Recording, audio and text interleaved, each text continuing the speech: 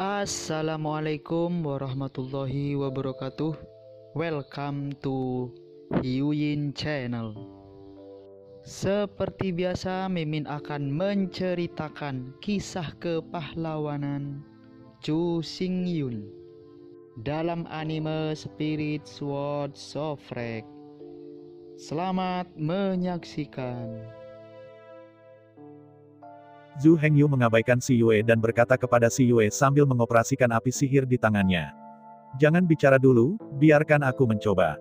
Zhu Hengyu masih mencoba menurut metodenya sendiri. Si Yue memandang Zhu Hengyu dan tidak bisa marah. Tapi dia takut itu akan benar-benar mengganggu Zhu Hengyu. Kegagalan pemurnian adalah masalah sepele. Jika itu penggorengan, itu akan menjadi hal besar. Meskipun Si Yue marah, dia masih mendengarkan kata-kata Zhu Hengyu dan tidak peduli dengan suara keras.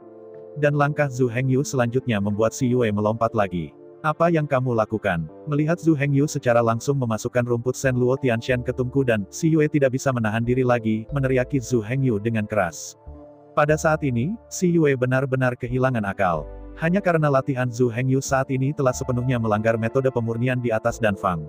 Si Yue merasa bahwa Zhu Hengyu ada di sini untuk bermain dengan dirinya sendiri, jadi dia menjadi bersemangat. Jangan khawatir, ini adalah alkimia pertamaku, kamu harus menanggungnya dulu, biarkan aku mencobanya sendiri. Zhu Hengyu melihat situasi Si Yue dan menghibur Si Yue. Setelah mendengarkan kata-kata Zhu Hengyu, Si Yue dengan paksa menahan kemarahan di dalam hatinya dan duduk lagi. Setelah itu, Zhu Hengyu berhenti berbicara dan terus mengamati situasi di tungku dengan hati-hati. Pada saat ini, api ajaib yang dikendalikan oleh Zhu Hengyu telah mengubah api beberapa kali, tetapi ia tidak menambahkan bahan obat penolong. Si Yue menutup matanya saat ini, dan mengabaikan Zhu Hengyu. Menurut pendapat Si Yue, obat mujarab Zhu Hengyu pasti dihapuskan. Tetapi perempuan adalah perempuan, dan mereka sangat ingin tahu. Setelah beberapa saat, Si Yue membuka matanya lagi dan ingin melihat apa yang sedang dilakukan Zhu Hengyu. Sebelum membuka matanya, Si Yue terus mengatakan pada dirinya sendiri bahwa tidak peduli apa yang Zhu Hengyu lakukan, dia seharusnya tidak pernah mengalami perubahan suasana hati. Tetapi hasil akhirnya kontraproduktif. Bukannya Si Yue tidak bisa menahan amarahnya, kali ini terlalu banyak untuk Zhu Hengyu. Saya melihat Zhu Hengyu menghentikan api ajaib dan menambahkan herbal tambahan ke dalamnya. Hentikan api sihir yang terbakar selama alkimia. Untuk ini, Si Yue tidak pernah terdengar. Dalam kognisi Si Yue, menghentikan api sihir berarti bahwa alkimia telah berakhir. Tapi Zhu Hengyu masih menambahkan bahan obat tambahan ke tungku dan saat ini. Rupanya, alkimia tidak berakhir. Apa yang kamu lakukan? Si Yue sedikit marah saat ini. Jangan bicara, ini hanya langkah terakhir. Zhu Hengyu menatap dengan gugup pada adegan di Danlu, dan kemudian terus menambahkan ramuan tambahan ke dalamnya. Melihat tatapan serius Zhu Hengyu, Si Yue tidak yakin. Jadi Si Yue berdiri di samping dan menatap Zhu Hengyu dengan marah. Oke, aku mengawasimu di sini. Jika kamu gagal memperbaiki kali ini, jangan sentuh alkimia ini lagi dalam hidupmu. Si Yue selalu menjadi citra yang sopan, tetapi Zhu Hengyu langsung memaksanya seperti ini. Dapat dilihat betapa Si Yue gigih dan fanatik terhadap alkimia. Bisa juga dilihat bagaimana sebenarnya Zhu Hengyu melanggar Danfang dan Dandao. Hanya saja Zhu Hengyu tidak berbicara, dan Si Yue tidak punya pilihan selain berdiri dan menonton dengan tenang. Setelah Zhu Hengyu hati-hati menambahkan semua herbal tambahan, dia menghela nafas lega. Lalu aku melihat kejutan di tangan Zhu Hengyu. Api ajaib di tungku merah dimulai dari awal, dan mulai membakar dengan hebat dalam sekejap. Momen ini sepenuhnya mewujudkan kontrol api dan afinitas magis Zhu Hengyu. Ini adalah hal yang langka untuk diketahui dari awal. Jika Anda ingin mengumpulkan energi sihir dan kemudian menyalakannya, itu sudah merupakan hal yang membutuhkan afinitas magis. Dan seperti Zhu Hengyu, api ajaib yang langsung membakar ke puncak membutuhkan afinitas magis yang sangat abnormal. Si Yue melihat operasi Zhu Hengyu dan berpikir dia pasti tidak akan bisa melakukannya. Pada saat ini, Si Yue tidak lagi berbicara, dia benar-benar tertarik dengan kontrol api ajaib Zhu Hengyu yang luar biasa. Api iblis yang dikendalikan oleh Zhu Hengyu terbakar hebat dan aku melihat Danlu mulai memerah. Tapi Zhu Hengyu tidak bermaksud menghentikan api sihir di tangannya, api sihir masih menyala dengan keras. Tidak sampai seluruh Danlu menjadi sangat panas bahwa Zhu Hengyu perlahan mulai mengandung api. Kemudian api sihir perlahan menjadi lebih kecil sampai benar-benar hilang. Setelah api sihir benar-benar menghilang, Zhu Hengyu menghela nafas lega. Sudah selesai. Zhu Hengyu mengangguk puas. Dan Si Yue di samping masih dikejutkan oleh teknik kontrol api Zhu Hengyu. Saat api sihir Zhu Hengyu disingkirkan, tungku merah dan merah yang semula merah perlahan memulihkan penampilan aslinya. Sebelum suhu tungku dan telah mendingin, Zhu Hengyu menatap Si Yue sambil tersenyum. Bagaimana menurutmu? Si Yue terbangun dari kinerja pengendalian api Zhu Hengyu. Aku melihat alis si Yue berkerut, dan kemudian berkata dengan ringan, metode pengendalian tembakanmu benar-benar bertentangan dengan langit. Apakah kamu di sana? Zhu Hengyu bertanya sedikit tanpa sengaja. Ya, si Yue mengangguk dengan tegas, dan kemudian melanjutkan, kamu benar-benar tidak memikirkannya, menerima aku sebagai murid. Zhu Hengyu mendengarkan kata-kata si Yue tetapi tersenyum pahit. Tapi si Yue masih menatap Zhu Hengyu dengan tegas. Zhu Hengyu tidak bisa, tetapi hanya bisa mengubah topik pembicaraan. Ngomong-ngomong, tungku merah sudah dingin. Mari kita lihat bagaimana obat merah itu ada di dalam. Ketika Zhu Hengyu mengatakan ini, si Yue mengerutkan kening, dan berkata dengan marah, jika Anda tidak mengatakannya, saya lupa, di mana Anda belajar teknik alkimia berantakan Anda. Si Yue menatap Zhu Hengyu dengan cermat. Zhu Hengyu merentangkan tangannya dengan polos dan berkata, di mana aku bisa belajar teknik alkimia. Kata-kata Zhu Hengyu benar. Alkimia adalah bantuan penting untuk pengembangan Zongmen, jadi ada aturan dalam sekte pedang iblis, kecuali untuk murid-murid Dantang, murid-murid lain tidak bisa mengetahui teknik alkimia. Selain itu, bahkan murid-murid Dantang tidak boleh secara sewenang-wenang beredar. Zhu Hengyu dapat mengetahui bahwa pil surgawi Demon Forging Body dan Heavenly Soul Bloodthirsty Pil benar-benar karena hal-hal ini dicatat dalam buku pengantar pemula untuk Demon Sword Sect. Entry pemula hanya mencatat nama, kemanjuran dan bahan yang diperlukan, tetapi tidak mencatat metode pemurnian. Jadi alkimiawan Zhu Hengyu kali ini, tidak ada yang mengajar, tidak ada referensi data, hanya mengandalkan instingnya dalam alkimia. Apa yang kamu bicarakan? Kamu tidak memiliki metode pemurnian, jadi apa yang kamu bicarakan tentang alkimia? Si Yue memandang Zhu Hengyu dengan tak percaya, menatap bos. Ini tidak mudah untuk dikatakan. Zhu Hengyu terkekeh, lalu menunjuk ke Danlu dan berkata, kamu pergi dan lihat apakah keabadian di tungku abadi ini tidak berhasil, bukankah itu cukup? Si Yue ini terdiam. Saya melihat si Yue tidak berbicara, dan datang langsung ke Danlu. Menyentuh tungku merah yang menemaniku berhari-hari dan malam yang tak terhitung jumlahnya. Si Yue memiliki ilusi bahwa dia merasa bahwa temperamen seluruh Danlu telah berubah sejak Zhu Hengyu habis. Pada saat ini, suhu tungku dan sudah turun, tapi masih agak hangat. Si Yue dengan terampil membuka tutup tungku dan tindakan ini telah diulang berkali-kali sebelumnya, tetapi kali ini si Yue sedikit gugup kali ini. Meskipun dia masih sangat percaya bahwa obat mujarab Zhu Hengyu pasti berakhir dengan kegagalan, si Yue masih memiliki jejak harapan. Bagaimanapun, Zhu Hengyu telah memberinya terlalu banyak hal yang luar biasa. Kali ini, mungkin juga mengejutkan si Yue seperti sebelumnya. Ketika penutup atas perlahan-lahan terbuka, aroma obat aneh perlahan-lahan hilang. Mencium aroma obat, si Yue dan Zhu Hengyu terkejut.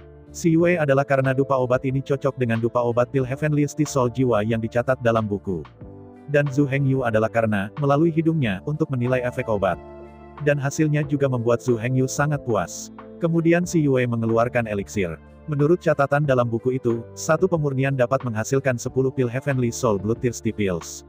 Tapi kali ini hanya ada 3. Tetapi penampilan dari ketiga pil darah surgawi jiwa surgawi ini bagus, tetapi si Yue tidak pernah terdengar. 3 pil surgawi jiwa berdarah, dengan hitam pudar di merah darah, sangat glamor.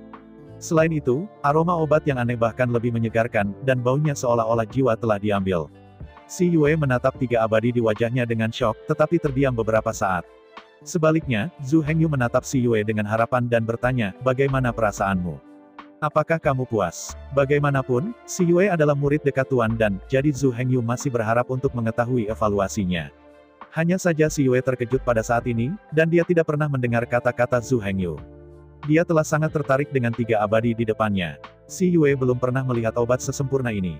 Di antara 3 pil Heavenly Soul Bloodthirsty, hanya ada jejak kotoran, dan toksinnya juga sangat rendah, tetapi itu adalah kelas teratas di antara kelas atas. Si Yue tidak bisa membuat obat mujarab yang sempurna. Zhu Hengyu menatap si Yue dengan bingung, bertanya-tanya mengapa, jadi dia bertanya lagi. Nona Si, Anda mengatakan sesuatu, apa keabadian saya? Si Yue berteriak dan melirik Zhu Hengyu. Lihat Zhu Hengyu menatap si Yue dengan penuh tanya. Si Yue kemudian bereaksi, mengetahui bahwa dia sedikit sakit. Tapi si Yue benar-benar tidak bisa mengendalikan emosinya, karena ketiga amunisi ini sempurna. Dari sudut pandang si Yue, ketiga abadi ini hanyalah karya seni. Setelah beberapa saat, si Yue perlahan pulih, dan kemudian berbicara dengan ringan. Kalau tidak, kamu harus memikirkannya dan menerimaku sebagai murid. Ketika Zhu Hengyu mendengar kata-kata si Yue, dia tidak bisa menahan tangis dan tertawa. Aku bertanya padamu, apa pendapatmu tentang obat abadi yang kubuat, mengapa kau ingin memujaku sebagai guru? Ramuanmu, aku bisa meyakinkanmu, bahkan jika Tuan dan secara pribadi membuatnya. Si Yue menatap Zhu Hengyu.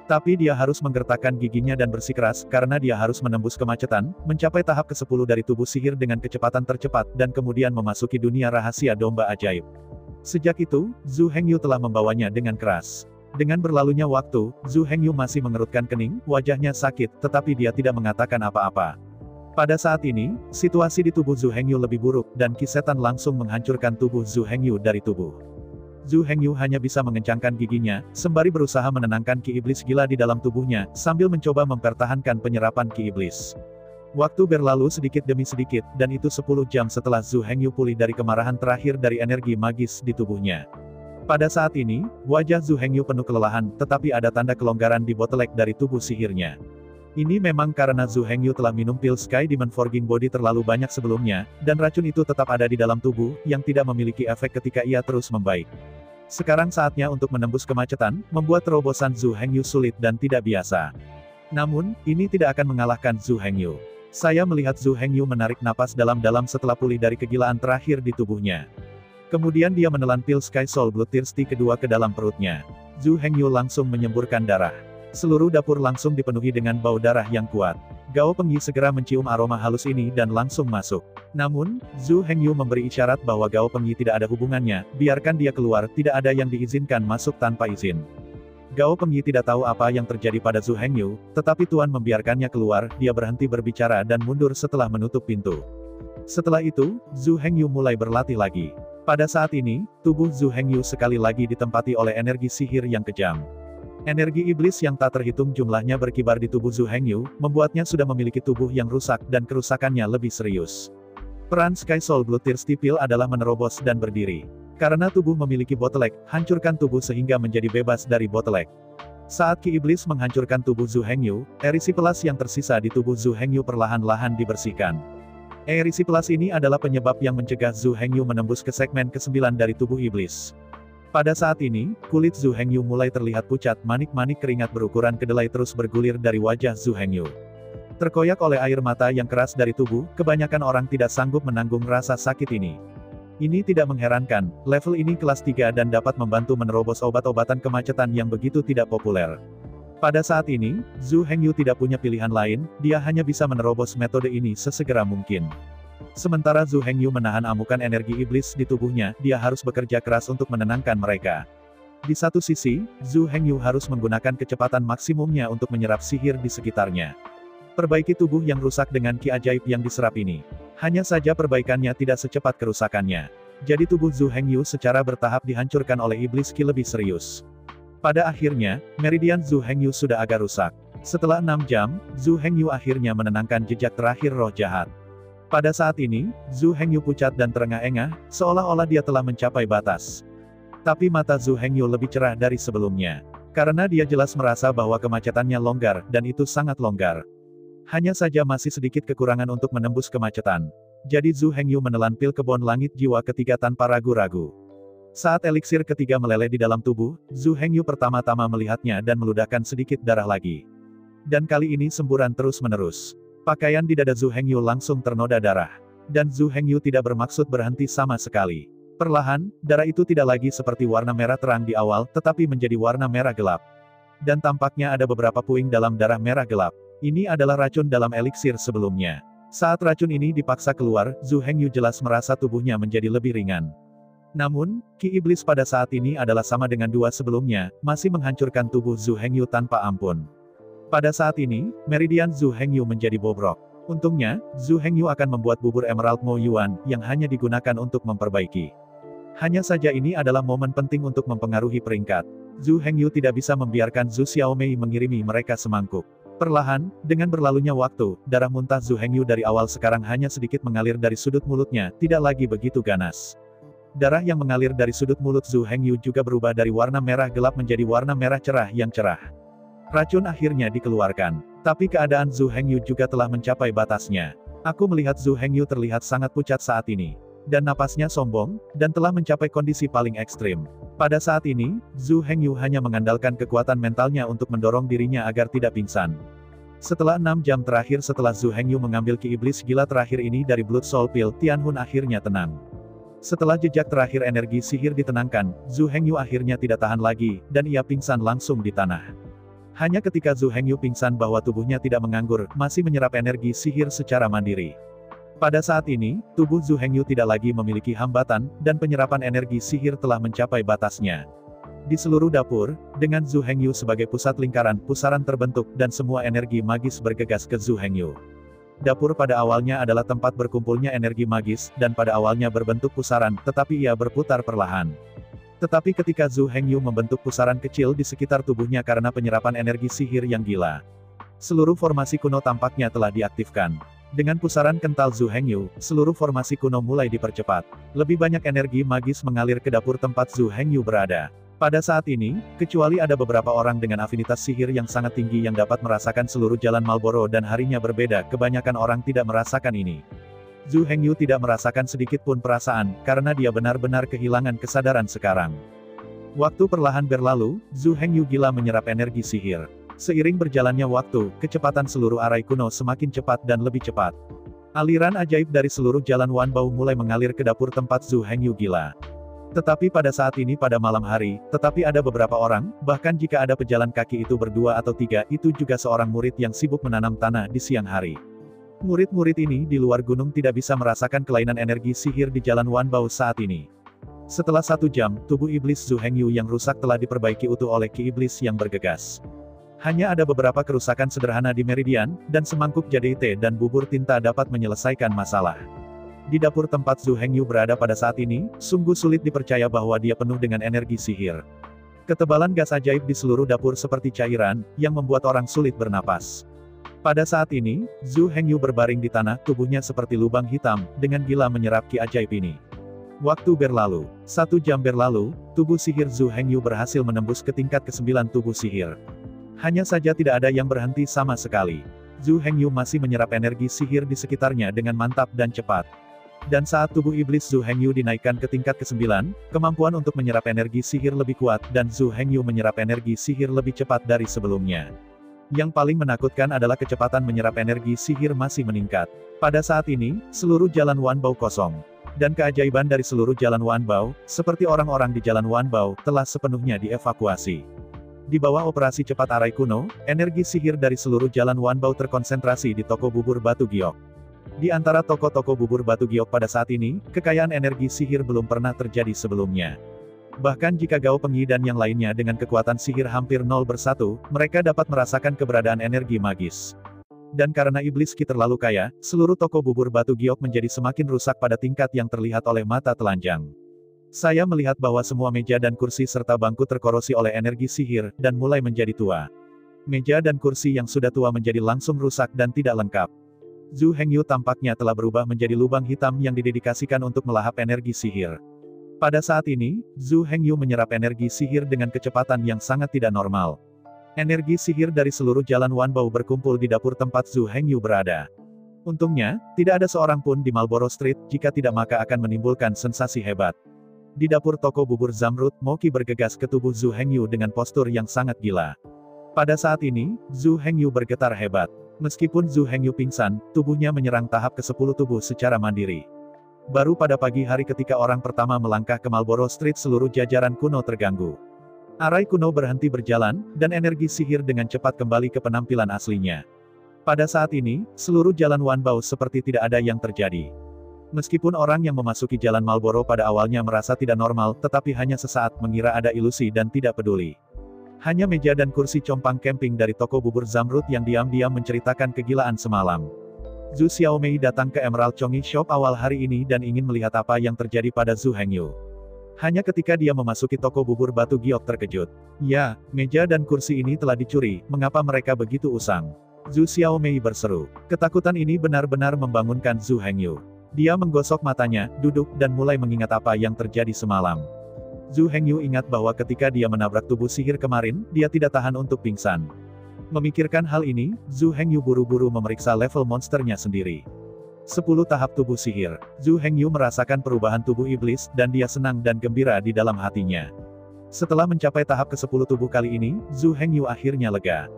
Hanya saja Zhu Hengyu memeras otaknya dan tidak bisa memikirkan apa yang terjadi setelah dia pingsan tadi malam, memungkinkan tubuh iblis untuk istirahat dari puncak ke-8 ke tubuh ke-10. Untuk alasan yang tidak diketahui, Zhu Hengyu hanya dapat menempatkan hal ini di dalam hatinya terlebih dahulu, dan perlahan-lahan menemukan jawabannya di masa depan. Pada saat ini, tubuh Zhu Hengyu benar-benar diperbaiki oleh iblis Qi, tetapi meridian itu masih rusak. Jadi Zhu Hengyu siap untuk pergi keluar dan membuat bubur Sunpin Emerald Mo Yuan. Zhu Hengyu telah mundur dan berlatih. Hari ini di toko bubur batu giok, ada lebih dari selusin orang duduk di rumah. Mereka tidak berani mengganggu Zhu Hengyu dan diam-diam berlatih. Melihat pintu dapur terbuka, semua orang dengan cepat berdiri. Ketika semua orang melihat Zhu Hengyu, mereka semua terkejut. "Saudaraku, bagaimana kabarmu?" Zhu Xiaomei memandang Zhu Hengyu dan dengan cepat bertanya dengan ekspresi prihatin. Pada saat ini, Gao Pengyi dan Jian He melangkah maju, dan keduanya kiri dan kanan membantu Zhu Hengyu ke tempat duduknya. Setelah Zhu Hengyu mengangguk berterima kasih kepada mereka, dia tersenyum pada Zhu Xiaomei dan berkata, "Aku baik-baik saja." Zhu Xiaomei tidak mempercayainya. Dia bergegas maju dan memandang Zhu Hengyu di sebelah kiri dan menyentuh di sebelah kanan. Akhirnya, dia menemukan bahwa roh Zhu Hengyu baik. Hanya setelah tubuhnya lemah, Zhu Xiaomei merasa lega. Tubuh Zhu Hengyu masih lemah karena meridian masih rusak. "Tidak apa-apa, aku akan istirahat dan memasak bubur."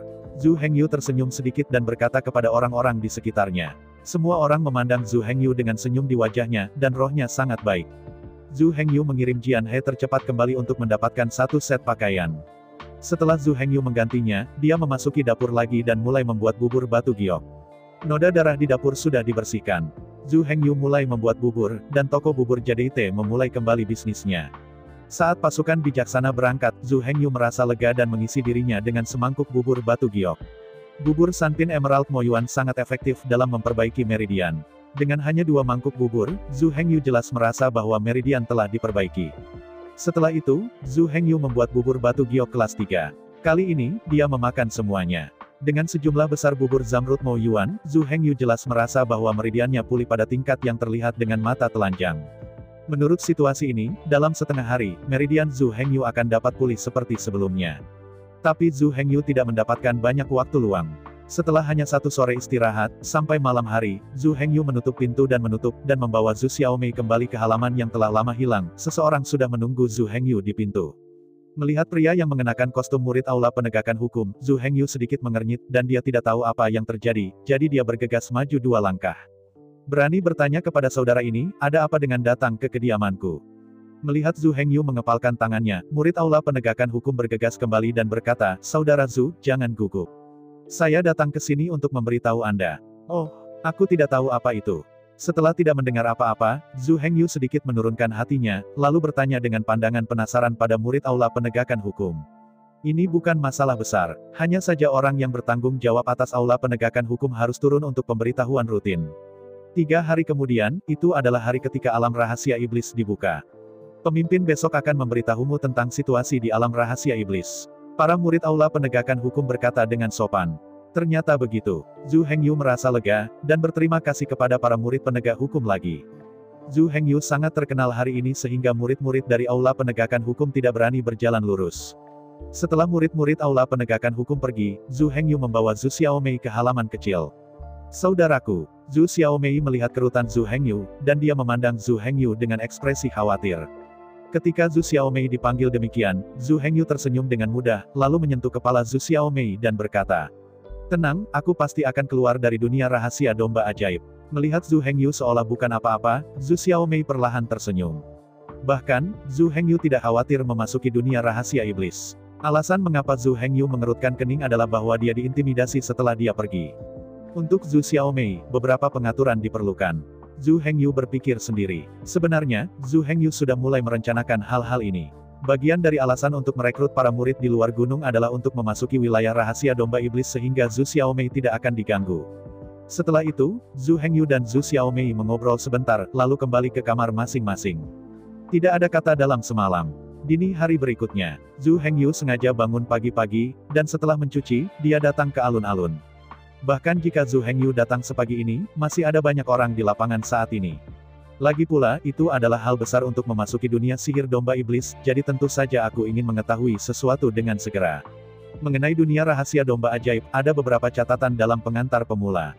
Penyebab dunia rahasia domba ajaib ini tidak diketahui, selama ratusan juta tahun, telah disembunyikan di kekosongan lain. Dan ada alasan lain mengapa kerajaan rahasia domba ajaib ini disebut kerajaan rahasia domba ajaib.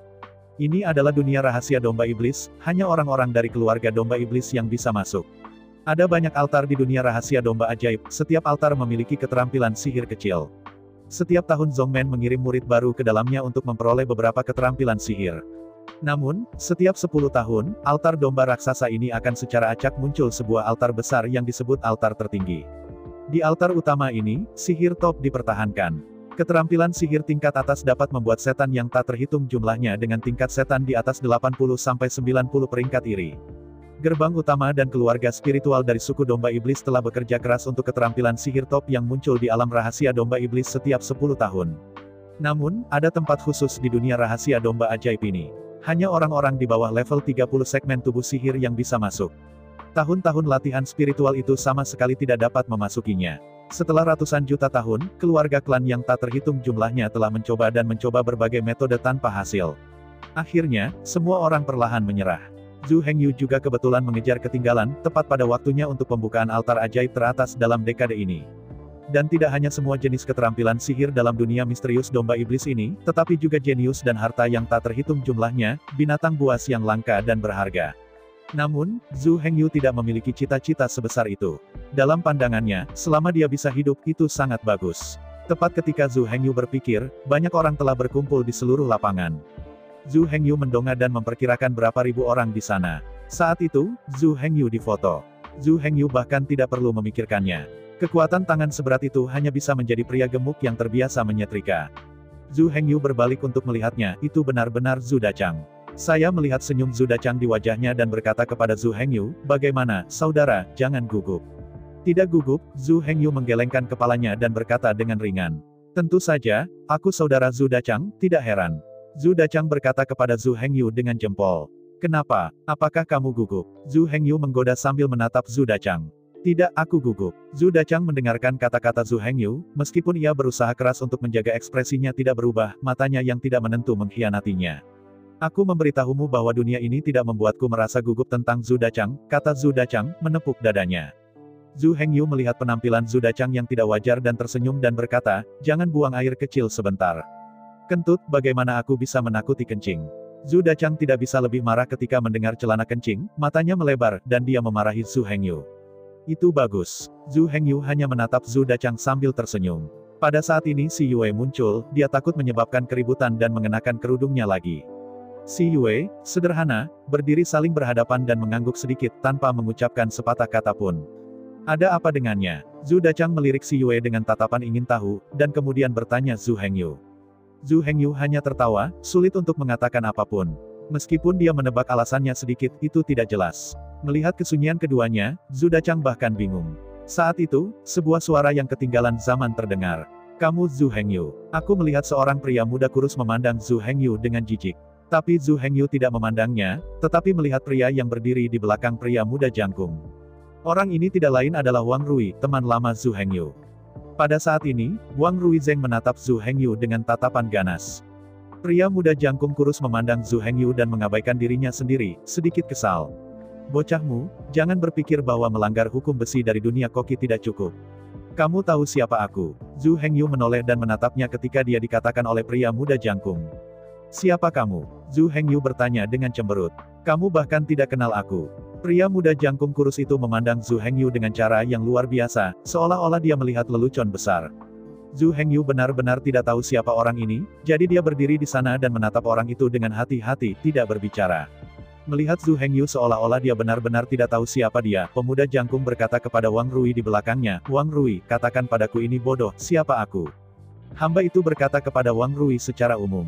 Pada saat ini, Wang Rui hanya menundukkan kepalanya, kilatan amarah melintas di matanya, tapi itu tersembunyi dengan baik, dan kemudian menunjuk pemuda kurus dan tinggi itu dan memandang Zhu Hengyu.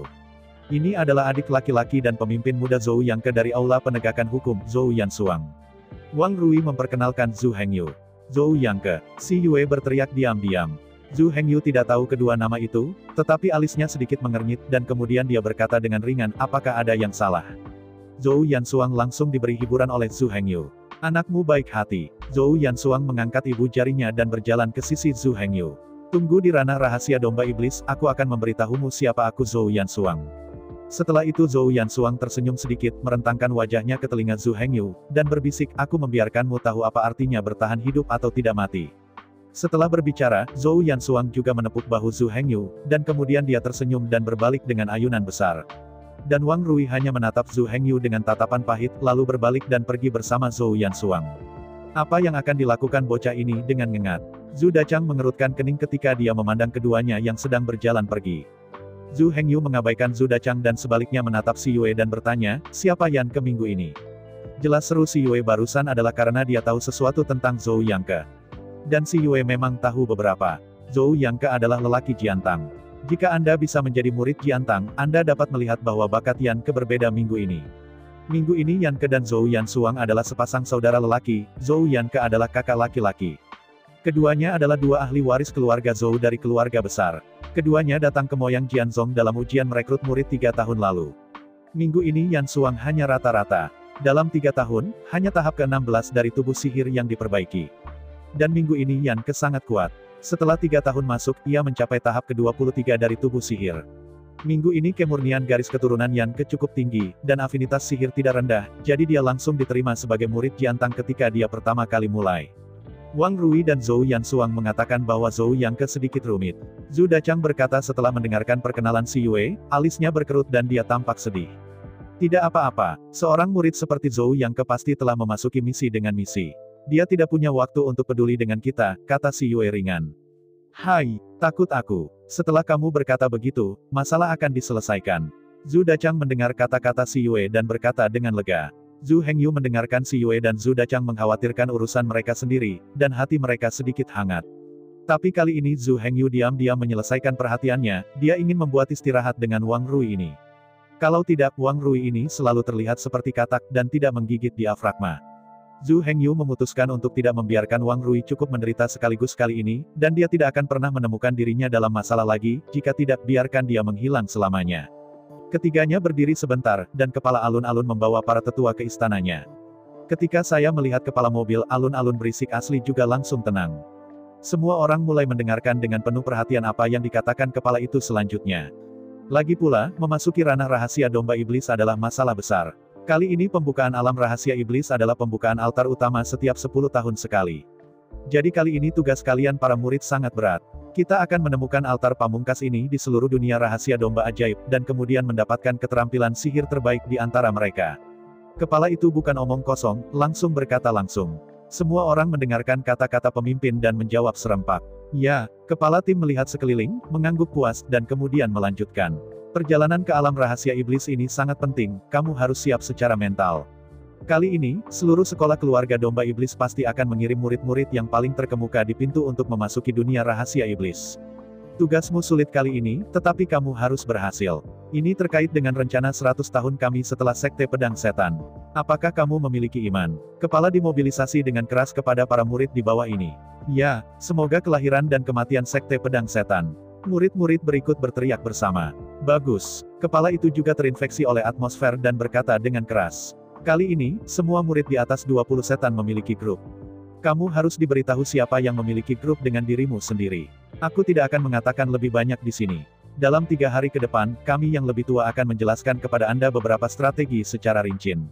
Sedangkan untuk mereka yang berada di bawah tingkat 20 tubuh iblis, kamu akan melakukan yang terbaik untuk mendapatkan keterampilan sihir dan harta karun lainnya. Kepala berkata lagi. Setelah itu, semua orang ditugaskan pengantar realem setan Six Secret. Semua murid di bawah tingkat 20 dari tubuh sihir dipecat, dan hanya mereka yang di atas tingkat 20 tetap di alun-alun. Namun, ketika Zhu Hengyu meninggalkan alun-alun, dia berbalik dan melirik, dan mendapati bahwa Su Ziyun berdiri di sana dengan santai, dan tidak pergi. Su Ziyun, sebagai murid dekat kepala, juga biasa mendengarkan di sini. Setelah itu, Zhu Hengyu, Zhu Dachang dan Si Yue datang ke halaman bersama. Ketiganya tidak berbicara pada awalnya, dan mereka semua melihat pengenalan bidang rahasia domba ajaib. Disebutkan dalam buku bahwa ranah rahasia domba ajaib ini terbuka untuk semua iblis. Dengan kata lain, klan Zongmen dari seluruh kepulauan Moyang, selama mereka milik klan Moyang, dapat memasukinya. Pintu masuk ke dunia rahasia domba ajaib didistribusikan ke seluruh pulau domba ajaib, baik ditangkap oleh sekte, atau dikendalikan oleh keluarga besar. Untungnya, ada pintu masuk ke ranah rahasia domba ajaib di Sekte Pedang Domba Ajaib. Ini juga alasan mengapa tempat ini dipilih sebagai lokasi Zongmen setelah kekalahan Demon Sword Sect. Kepulauan Domba Sihir adalah tempat di mana domba iblis tinggal. Ini adalah wilayah domba iblis, yang mendiami sebagian besar domba iblis. The Devil Ship Archipelago terbagi menjadi beberapa lapisan, yaitu Devil Ship Swatsek berada di pulau tengah Kepulauan Moyang, Pulau Moyang. Dan sekarang Pulau Domba Luar tempat Sekte Pedang Domba Ajaib berada adalah pulau terluar dari seluruh Kepulauan Domba Ajaib. Namun, ini bukan apa yang Zhu Hengyu pedulikan sekarang, dia lebih peduli tentang apa yang tampak seperti di dunia rahasia domba iblis. Area rahasia domba ajaib ini dibagi menjadi 4 area besar. Mereka adalah Donglin, Sihuang, Nanshan dan Beiyuan. Di antara keempat area ini, ada area kecil yang tak terhitung jumlahnya. Buku-buku kecil ini hanyalah perkenalan singkat. Namun, buku itu menyebutkan beberapa daerah yang lebih berbahaya. Salah satu yang paling berbahaya adalah jurang paus raksasa di Sihuang. Jurang ini sangat besar dan tak berdasar. Selama ribuan tahun, banyak orang telah masuk ke dalamnya, tetapi pada akhirnya tidak ada yang kembali. Oleh karena itu, jurang paus raksasa ini juga disebut sebagai daerah berbahaya pertama dari dunia rahasia domba ajaib. Setelah itu, ada tempat lain seperti Emerald Snowfield, Red Mist Swamp, dan Psychedelic Woodland, yang juga sangat berbahaya. Zhu Hengyu mengingat tempat-tempat ini dengan kuat agar tidak sengaja memasuki mereka. Kemudian, lokasi beberapa altar yang ditinggalkan dan lokasi beberapa jenius dan harta karun bumi dicatat. Bahkan, selain tempat-tempat berbahaya ini, ada berbagai binatang buas Warcraft di alam misterius yang cukup rumit. Bahkan jika altar utama tidak muncul sekali setiap 10 tahun, akan ada banyak korban di dunia magis iblis setiap tahun. Banyak murid dimakamkan di dunia rahasia iblis selamanya. Karena itu, tugas utama Zhu Hengyu kali ini adalah untuk memastikan bahwa ia dapat bertahan hidup. Lagi pula, Zhu Hengyu hanya memiliki 10 potong tubuh sihir. Aku menghapus, ranah domba iblis ini begitu besar. Zhu Dachang juga selesai membaca, dan kemudian meletakkan buku itu di tangannya. Bagaimana menurutmu? Si Yue sudah selesai membaca, dan menatap Zhu Hengyu dan bertanya. Sederhana, selamatkan hidupmu. Zhu Hengyu mengangkat bahu, lalu berkata dengan ringan. Jadi apa yang harus kita lakukan? Temukan tempat untuk bersembunyi secara langsung. Zhu Dachang mengerutkan kening dan bertanya Zhu Hengyu. Jangan bersama-sama kali ini, aku perlu melakukan urusan pribadi. Zhu Hengyu memandangi Si Yue dan Zhu Dachang dengan serius. Apa yang kamu lakukan? Zhu Dachang bertanya dengan heran. Tapi Zhu Hengyu tidak mengatakannya, hanya tersenyum. Si Yue sepertinya telah menebak sesuatu, sedikit mengernyit, seolah khawatir. Zhu Dachang memandang Zhu Hengyu dengan ekspresi bertanya. Kamu dapat yakin bahwa aku tidak akan mengolok-olok hidupku sendiri, lagi pula, ada seorang gadis kecil juga. Zhu Heng membantu mereka berdua untuk bersantai. Setelah mendengarkan Zhu Hengyu, Si Yue dan Zhu Dachang masih khawatir, tetapi mereka tidak mengatakan apa-apa lagi. Setelah beberapa orang bertukar pandangan, Si Yue dan Zhu Dachang bangkit dan kembali untuk bersiap. Saya ucapkan banyak terima kasih kepada teman-teman yang telah menonton video yang saya tampilkan. Untuk video selanjutnya bisa standby di channel ini. Terima kasih.